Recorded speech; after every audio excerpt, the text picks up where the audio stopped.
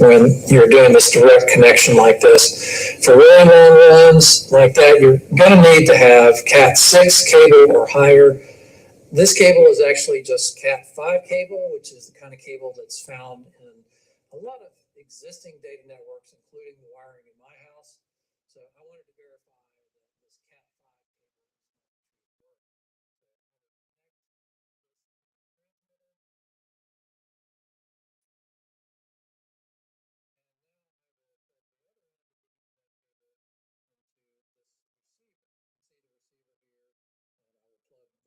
Ethernet cable there. One thing to notice, you can see on both of these, the yellow or orange light has gone solid. So what that tells you is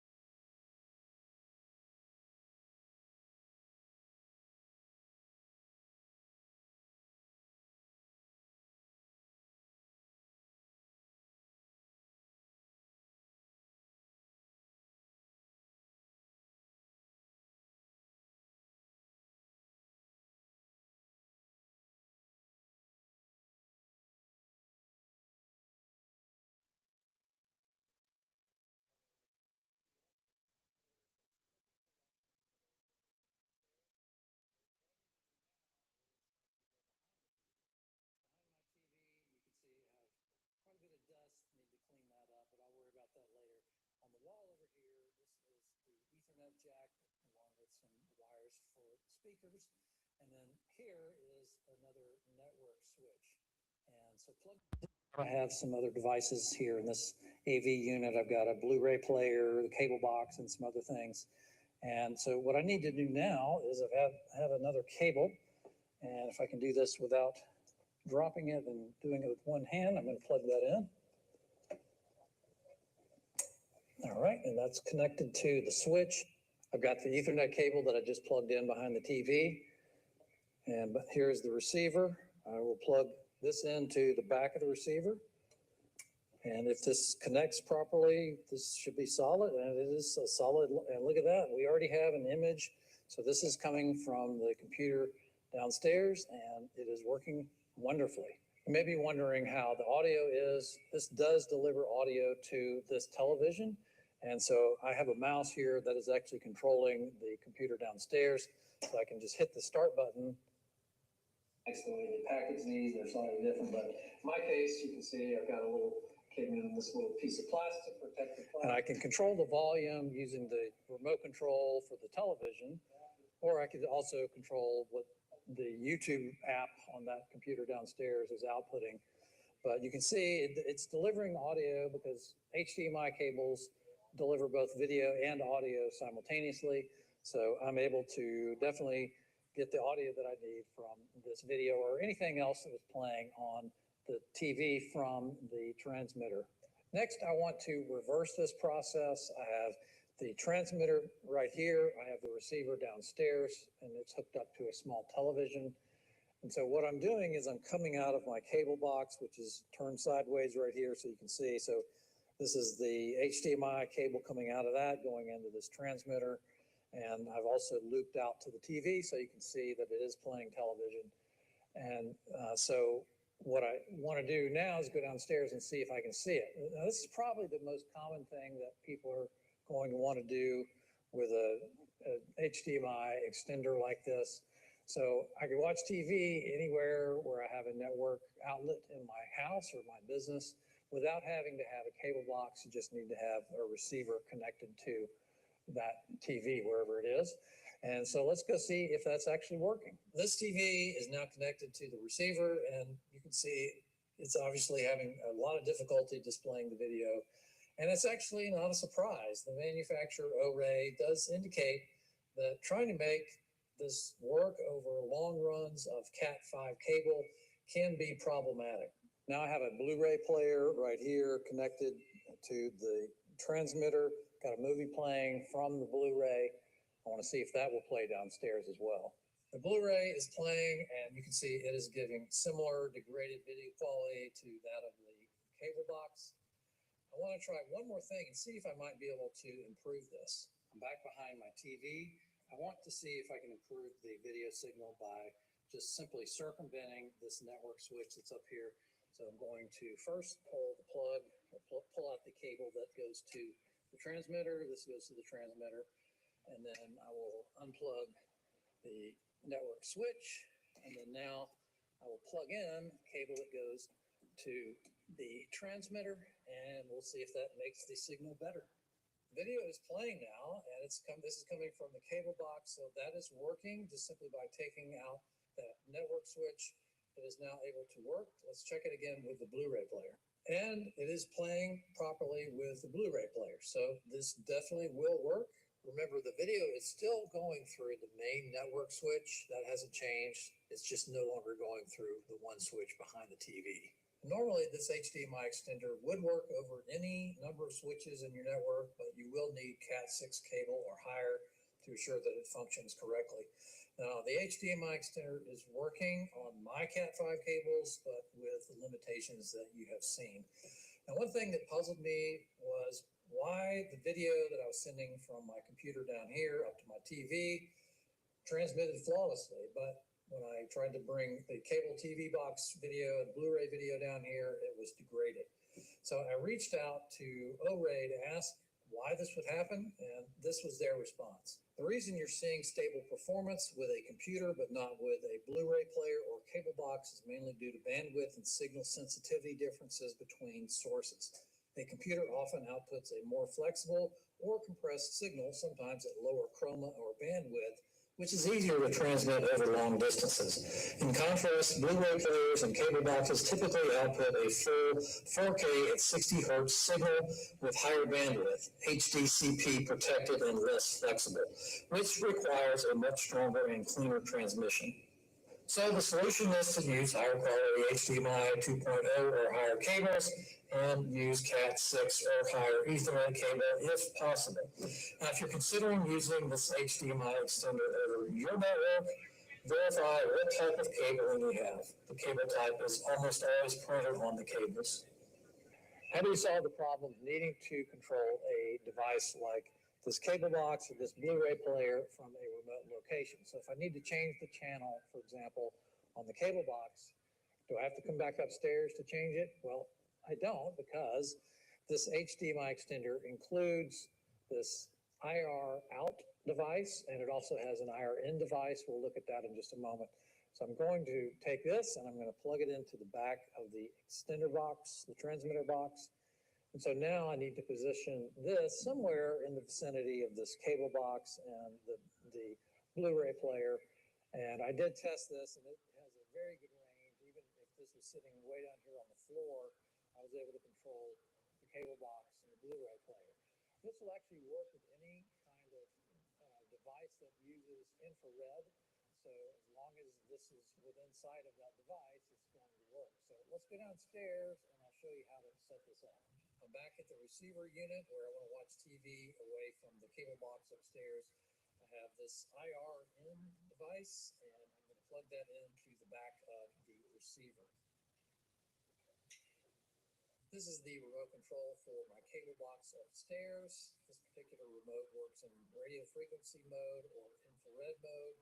I did reset the remote to only work in infrared so I can accurately demonstrate this. Otherwise, the radio frequency will actually work through my ceiling here. So I'm going to turn on the TV.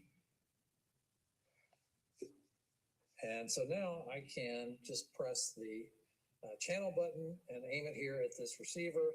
And I should be able to quickly go through multiple channels. And of course, it depends on the speed of the box upstairs to respond, but you can see it is changing channels, and that will pop up on the next channel once it loads.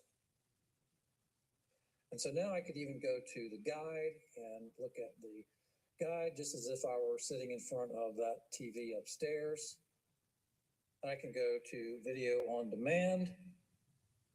I can watch a movie on demand here. I switch now to the Blu-ray player, and I can control that Blu-ray player upstairs with this other remote. So let's say I wanted to pause. It pauses. I can hit play again. Or let's say I want to go to another chapter. Works as if I were sitting there in front of the Blu-ray player. So this remote works great. When you use this transmitter, you're not limited to showing video on just one screen. You can actually send video to multiple TVs at the same time by adding additional receivers. These are sold separately. This could be really an extremely useful feature for a business or a church, say, that needs to put displays in several places on their premises. Now, this product is not perfect, or perhaps I should say it can't overcome every situation.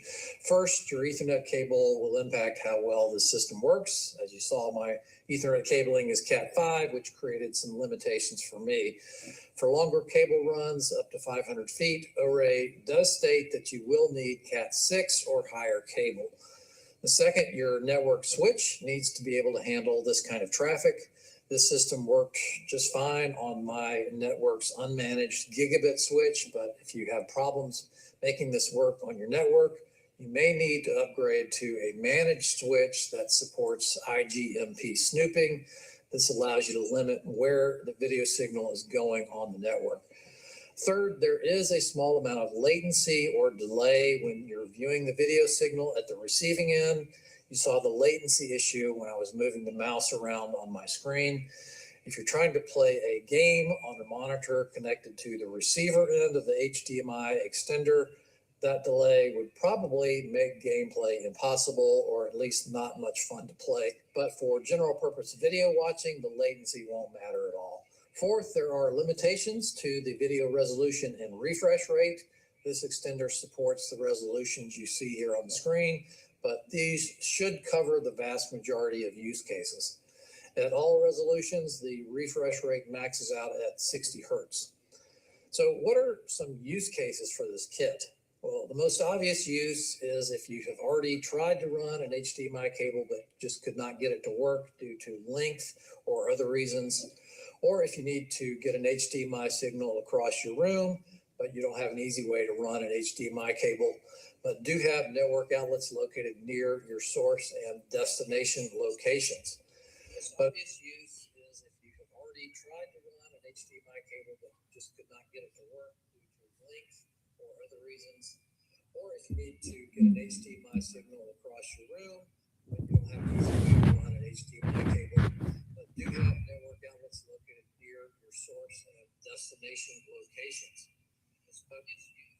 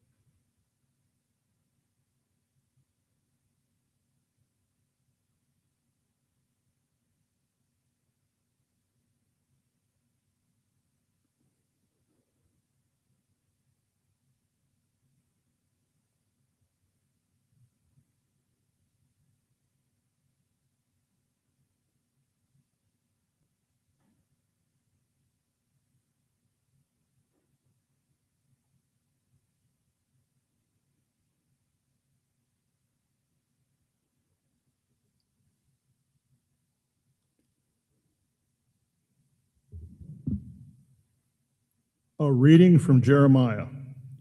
Jeremiah said, I hear the whispers of many, terror on every side. Denounce, let us denounce him. All those who were my friends are on the watch for any misstep of mine. Perhaps he will be trapped, then we can prevail and take our vengeance on him. But the Lord is with me. Like a mighty champion, my prosecutors will stumble, they will not triumph. In their failure, they will be put to utter shame, to lasting, unforgettable confusion. O Lord of hosts, you who test the just, who probe mind and heart, let me witness the vengeance you take on them.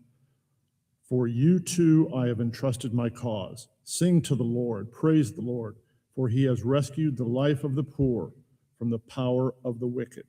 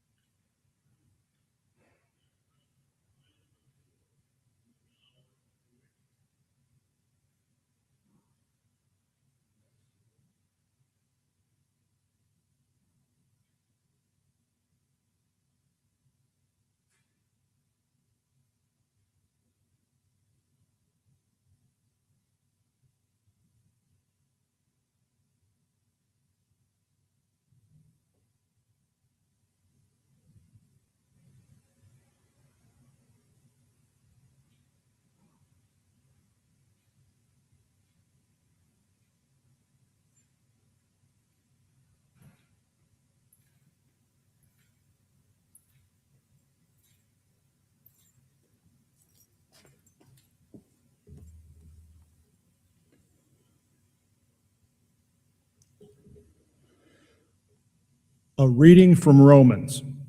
Brothers and sisters, through one man's sin entered the world, and through sin, death. And thus death came to all men, inasmuch as all sinned. For up to the time of the law, sin was in the world. Though sin is not accounted when there is no law, but death reigned from Adam to Moses, even over those who did not sin, after the pattern of the trespass of Adam, who is the type of the one who was to come. But the gift is not like the transgression, For if the transgression of one of the many died, how much more did the grace of God and the gracious gift of the one man, Jesus Christ, overflow for the many? The word of the Lord.